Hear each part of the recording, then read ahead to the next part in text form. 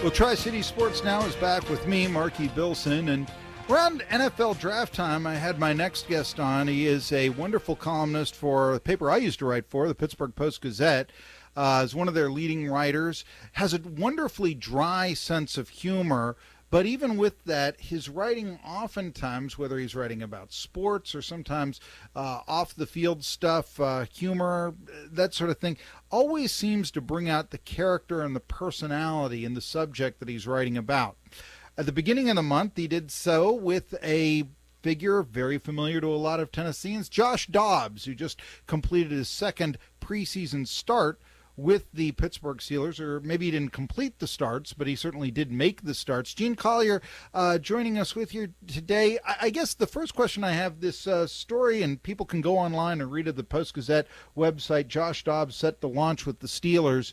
What was it about Dobbs that drew you to want to write about the former starting quarterback at the University of Tennessee? Well, Marky, first, thanks for your kind words. I really appreciate them. I was interested in writing about Josh Dobbs almost strictly because of his educational background. And I really had a great time talking with him and his parents and some people at the University of Tennessee about just what kind of a student he was, not just there, but going all the way back to first grade. His parents used to take him on college visits from the time he was in first grade. So he'd always been on a track that put education first, and you don't run into too many people in NFL training camps of whom that is the case. So that's what drew me to him, yeah. Well, I know in the book Patriot Reign by Michael Holley about how Bill Belichick originally built the Patriots. I mean, the assistant coaches are going around, who are we going to draft? And they actually held it against a certain player that he took a class when football practice was going on. So that tells you something of the environment with the NFL. I got to ask you, though, when you were talking to Josh Dobbs, did he call you Mr. Collier? He called me sir, and I called him sir. It was that kind of relationship. That when I talked to him for that story, that was the first day I'd met him. I had not been around minicamp or OTAs or anything like that. I only knew what I had gathered from my research. But he was he's a tremendous young person and really understands, what I needed from him for that story, and was really, willing to give it to me. And it was just a great pleasure talking with him. Oh, we're talking to Gene Collier. He is a sports writer, a sports columnist for the Pittsburgh Post-Gazette, which is a paper I'm very familiar with, having written for a lot of high school stuff, features for several years and all this. But he's one of the leading columnists. Now, you're talking about and in reading the piece that you wrote, Josh Dobbs set to launch with the Steelers, you are relating to a Pittsburgh audience something that we knew a lot in Tennessee about his advanced classes that he took as in engineering, and his demeanor and such. But I've been watching him play now for a couple of weeks, and it's really, getting the feet wet in the NFL. There have been a lot of growing pains. In fact, I'm reading on in Twitter and things, and people saying, I don't think he's going to beat out Landry Jones as a number 2 quarterback.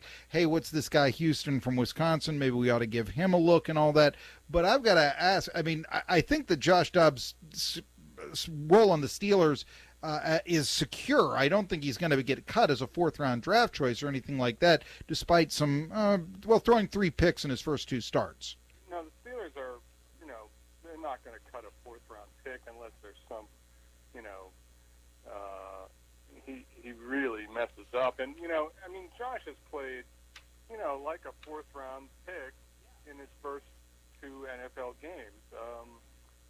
He's done some good things and he's done some bad things, but there is something that distinguishes him, I think, from the typical new quarterback, is that he does not seem at all confused by what he's seeing. Not that he's seeing anything that complicated yet, because teams aren't really, showing their full, defensive capabilities and the full range of their looks. But he doesn't seem confused by anything. He seems to know what he's looking at, and he knows where he wants to get the ball. And he's been very resourceful when he's been, kind of flush from the pocket, when his protection is broken down. So, I mean, he hasn't done anything that is unexpected except that he appears to be very aware of things and knows what to do. He hasn't always done it, but I think he knows what to do. Well, one of the things at the end of your article that you mentioned was how players are now perhaps retiring a little bit earlier due to fears of brain injuries, CTE, and all this. Right. You mentioned John Urschel, the former Baltimore Ravens lineman who went away. And you asked Josh Dobbs about his concerns of brain injuries and playing football and such. And he said that it did affect him, but I should ask you this. Do you think that he is long for football? I mean, as you mentioned, he could go on and, as you write, start, working in the real world for big bucks as well. Did you sense the football commitment with Josh Dobbs?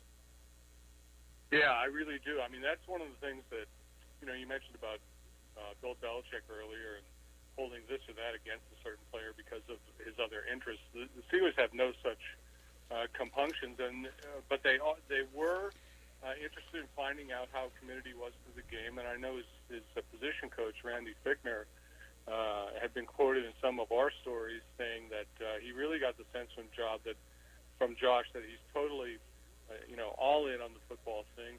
He told me that, and Marky, this actually didn't get, I don't think this got into the story. He told me that he is going to, keep abreast of developments in aerospace engineering. So his education, continues, not anywhere at the level that it was while he was in school, but he's still going to be revisiting it from time to time because, as he told me, things change in the field so quickly. So he's going to be keeping up on that. As for, is he in the NFL for the long haul?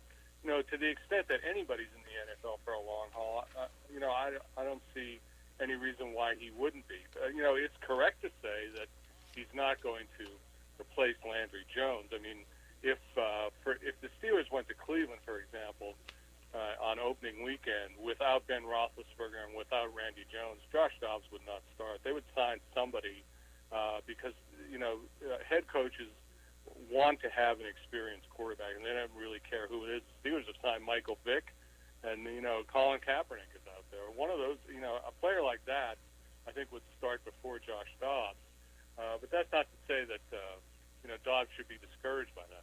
Well, do you think he could be the starter for Pittsburgh? I mean, because the way I would see it is there's some talk that Ben Roethlisberger might retire after this season. Maybe it's just talk. Maybe he'll play 3 more years. Who knows? But then you would have, let's say, a backup with 1 season, 2 seasons, how many, coming into the league. Could you see in 2018, 2019, Landry Jones and Josh Dobbs battling for the Pittsburgh Steelers starting quarterback position? Yeah, if with Ben out of the picture, absolutely. I don't think there's anything that restricts him in that area except for his experience. Did you feel that he may in preseason tuck the ball under his wing a little bit too much? And I ask this because I know how Dak Prescott at Mississippi State led the Bulldogs to number 1 ranking, and he was a dual threat. But with the Cowboys, no, he wasn't running that much. This was the NFL. You can't scramble your way to a title is the feeling. Do you feel that maybe Dobbs is still kind of learning that? I remember the pick that he threw, and it really didn't look good, and he was being chased from the pocket. Does he have happy feet is my question. No, I don't think so. I think that most of the times that he's run, the coaches would agree that, he probably had little choice there. I mean, that interception you mentioned yesterday was terrible. He threw it backhanded as he was falling down. As I tweeted during the game, you don't have to be almost a rocket scientist to know not to make that play. And, he probably won't make it again. But, no, I don't think he's skittish in there or nervous or looking to run or any of those things. I think he's pretty controlled in there. You don't have to be a rocket scientist to throw that pick. This is the dry humor we're talking about with Gene Collier, and you can read his stuff at the Pittsburgh Post-Gazette, and I know a lot of Tennessee fans will want to read Josh Dobbs set to launch with the Steelers. Certainly, last year Butch Jones in press conferences was telling people he came to Tennessee for our engineering department as much as our football program, and I think that you believe that there, Gene Collier. Anyway, Tri-City Sports. I do believe he had committed somewhere else prior to that. Tri-City Sports Now will continue after this. Thanks, Gene. Thank you.